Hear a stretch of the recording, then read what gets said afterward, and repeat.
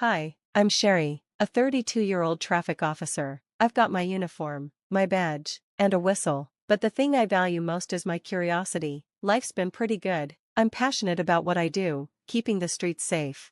Then there's Liam, my husband. He's 34 and works as a top real estate agent. He's got this charm that could sell sand to a desert. But here's the twist, I'm adopted. Yeah, didn't see that coming, huh? I've always known, but lately, I've been wondering more and more. Who are my real parents? Why did they give me up? Do I have my mom's smile or my dad's ears? One morning, I'm sitting at the kitchen table, twiddling with my coffee mug, lost in thought. Liam walks in, all dressed for work. "You all right, babe?" he asks. "You look like you're about to solve world peace with that cup of coffee." I exhale deeply. "Liam, I think I want to find my birth parents." He freezes for a moment, then sits across from me. "Are you sure about this? It's a big step." "I know," I say, "but I just can't shake this feeling. I need to know where I come from." Liam nods, though his face goes a little pale. "If that's what you want, I'm with you, 100%. I smile, feeling a little lighter. "Thanks, babe. I've been thinking about hiring a private investigator." "A pie? Isn't that a little too much?" He raises an eyebrow. I shrug. "Maybe, but I don't know where else to begin. I've got a name, Sam Cooper. He's supposed to be the best in the business." Liam nods again, but he looks like he's figuring something out in his head. "Okay, if that's what you want, just be careful." "You know me," I say with a grin. "Officer safety, always." Later that afternoon, I meet Sam. He looks like a classic noir detective, trench coat, fedora, the whole deal. "So, Miss Sherry," he begins, "what can you tell me about your adoption?" I hand him a folder. "Not much. I was born on June 15, 1992, at St. Mary's Hospital, adopted 2 weeks later through Sunshine Adoptions. That's about it." Sam flips through the papers. "No medical records?" "Nothing, it's all a blank slate," I reply. He nods, scribbling something in his notebook. "All right, I'll dig through hospital records and agency files. It's not much, but it's a start." "How long do you think this will take?" I ask, fighting the nerves in my stomach. Sam leans back in his chair, tapping his pen. "Could be weeks, maybe months. These things are never quick." I nod, trying to stay calm. "Okay, just keep me updated." "Will do," he says, then pauses. "Are you sure you want to go down this road? Sometimes it's better to leave the past in the past." I sit up straight. "I'm sure. I need to know." Later, I get a text from Liam. "All good? Love you." I reply. "Everything's fine. Sam's on it. Love you too." But as soon as I hit send, I can't shake this feeling, like I'm standing at the edge of a cliff, ready to jump into the unknown. 2 months go by. Sam sends me occasional updates, making progress, following leads, but it's Liam who's really got me on edge. My usually talkative husband has gone completely quiet. One evening, I'm lounging on the couch, scrolling through my phone, when Liam walks in and nearly jumps out of his skin. "Whoa, Sherry, didn't see you there. I've been here for an hour, everything okay?" He runs a hand through his hair, avoiding my gaze. "Yeah, just work stuff." I don't buy it. Something's off. The next day at work, I'm buried in paperwork when my partner Tanya drops a file on my desk. "Hit and run on 5th and Main, victims in the hospital." But here's the kicker, the driver, big-time businessman, Victor Reeves. Ring a bell? I whistle. "The real estate mogul? Yeah, I've seen his face plastered all over billboards." Tanya leans in. "Word is, he's got some powerful connections. This could get messy." As we head out to investigate, I tell Tanya everything. "So, I hired a PI to track down my birth parents." Her eyes widen. "No way, any luck?" "Sam's making progress, but Liam's been acting weird ever since I started this." "Weird how?" "Jumpy, distracted, it's like he's hiding something." "Maybe he's planning a surprise?" she jokes. I smirk. "Yeah, surprise, I've been keeping your birth parents in the basement for years." We both laugh, but my stomach still feels uneasy. Later that afternoon, my phone rings. It's Sam. "Sherry, I've got news, big news, but it's complicated. Can you come by my office?" My heart starts racing. I rush over. Sam looks strained. "Sit down, Sherry," he says. "I found your birth mother." The room tilts. Everything goes quiet. You did? Who is she? Where? Sam holds up his hand. That's the tricky part. Your birth mother is Linda Hawthorne. I blink, confused. Linda Hawthorne? As in Liam's mom? My mother-in-law? Sam nods. I triple-checked. It's her. My world crashes around me. I grab the edge of his desk for support.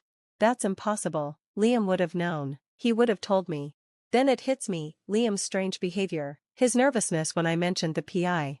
He knew. I whisper. He knew the whole time. Before Sam can stop me, I'm out the door, running home.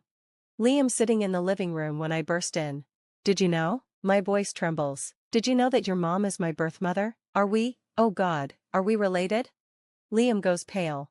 Sherry, I can explain. Explain what? That your mom is my birth mom? That. No, we're not related, I swear, he says, his voice desperate. I found out when we started dating. I saw a picture of you as a baby in my mom's things, and I just knew. His eyes are full of guilt. I feel sick to my stomach. You never thought to tell me, or her? I wanted to, but Mom, she doesn't know. She thinks you're just her daughter-in-law. I was scared of what would happen if she found out. Before I can respond, Liam's phone rings. He answers it, and as I watch, his face drains of color. What? When? We'll be right there, he says, his voice shaking. He looks at me, panic in his eyes. It's Mom. She's been in a car accident. We need to get to the hospital, now. Just like that, everything spins out of control again. The harsh lights of the hospital feel almost too much to bear, or maybe it's just the weight of everything I'm processing. Liam and I rush through the emergency room doors. And there she is, Linda, my mother-in-law, my birth mother. She looks fragile in that hospital bed, bruised, hooked up to machines. Oh, Sherry, Liam, thank goodness you're here, she says, her voice weak but relieved. I freeze. What do I do now? Hug her? Cry? Scream? I can't move. Liam grips my hand, silently urging me to stay composed. Hey, Mom, he says, voice cracking, how are you feeling? Linda gives us an update, broken arm, some bruised ribs. Nothing life-threatening. I nod, feeling strangely distant, as if I'm observing this moment from the outside. The woman who gave birth to me is lying in front of me, completely unaware of our connection. In the hallway later, Liam pulls me aside. Sherry, please, he urges quietly, his tone desperate. We can't tell her right now. It would destroy her. A part of me wants to laugh, or maybe cry. Destroy her? What about me, Liam? Do you even realize what this is doing to me? He looks at me with regret in his eyes. I know, and I promise I'll explain everything, just, not here, not now. I take a deep breath and count to 10, trying to steady myself. Fine, but when we get home, you're telling me everything, no more hiding. The ride home is filled with a heavy silence, the weight of everything unsaid hanging between us. As soon as we walk through the door, I turn to Liam. Talk, now. He slumps onto the couch, looking utterly defeated. Mom had me when she was 16. It was complicated. She was seeing an older guy, Victor Reeves. My instincts kick in. Victor Reeves? The guy from the hit and run? Liam nods. Yeah, that's him. He's probably my father, though Mom never confirmed it. A couple of years after I was born, she got pregnant again, but Victor forced her to give that baby up for adoption. He threatened to take me away if she didn't. My mind spins. And that baby was me, I whisper. Liam's guilt is written all over his face. When we started dating, I saw a baby picture of you at Mom's place, and I just knew. I did some digging and confirmed it, but I was scared. I thought if I told you, I'd lose you. If I told Mom, it would bring back all the pain she's tried to bury. I start pacing, trying to wrap my head around it all. So you just kept this huge secret? While I'm out here searching for my birth parents, you already knew the truth? I'm sorry, Liam whispers. I thought I was protecting everyone. But something still doesn't sit right. Liam, if Victor Reeves is your father, and your mom's ex, why is he still involved? Why was he in that hit and run? Liam looks confused. I don't know. Mom hasn't mentioned him in years. A disturbing thought strikes me. Liam, what if that hit and run wasn't an accident? What if it's connected to all of this somehow? He pales. You don't think? I don't know what to think, I say, grabbing my coat, but I need to go back to the hospital. There's something I need to check. What are you going to do? Liam asks, looking concerned. I hesitate at the door. something that could get me fired if I'm caught. But I need to know the truth. At the hospital, I wait until the night shift begins. Then, I sneak into Linda's room, carefully swabbing her cheek while she sleeps. I do the same with Liam when he's passed out on the couch at home. As I seal the DNA samples, my hands tremble. This is it. The moment that could change everything. Whatever these results show, there's no going back. I stare at the sealed bags, the weight of my badge in my pocket a constant reminder. I'm crossing a line here, using police resources for something personal, but I need answers. I need answers. And I have a feeling this goes much deeper than a long-lost family reunion.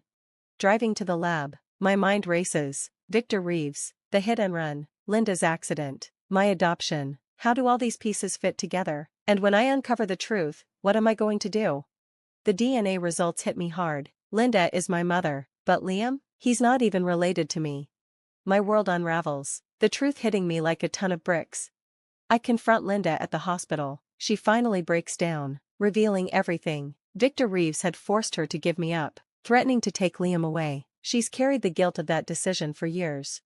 Using my cop instincts, I dig into Victor's past. What I find is a web of fraud, blackmail, and manipulation. Tanya and I set up a risky sting operation, and it pays off. We catch Victor red-handed for the hit and run and for his many past crimes. As for Liam? I can't forgive him, not after all the years of secrets. Our marriage ends. His real estate license is revoked when his involvement with Victor's crimes comes to light. It's the end of our relationship, but the beginning of something new for me. Now, I'm focusing on my career and personal growth. Linda and I have a cautious relationship. It's not perfect, but at least it's real now. Looking back, this journey has been painful, but it's also made me stronger. I've learned that family isn't just about blood, it's about trust and honesty. At my desk at the precinct, I can't help but smile. I've survived the lies, the betrayal, and somehow, I'm coming out stronger. I'm Sherry, traffic cop, and I'm ready for whatever life throws at me next. Hey, Tanya, I call out to my partner, grabbing my hat and getting ready to hit the streets. She grins, tossing me my badge. Born ready, partner. As we head into the city, I feel at peace. The truth may have upended my life, but it's also set me free. And that's a kind of justice I never realized I needed. Now, I have a question for you. If you were in Sherry's shoes, would you have confronted Linda with the truth right away, or kept it secret to protect her? How far would you go to uncover the truth about your past, even if it meant risking your current relationships? Share your thoughts in the comments below. Thanks for watching, and see you next time. Stay stunned.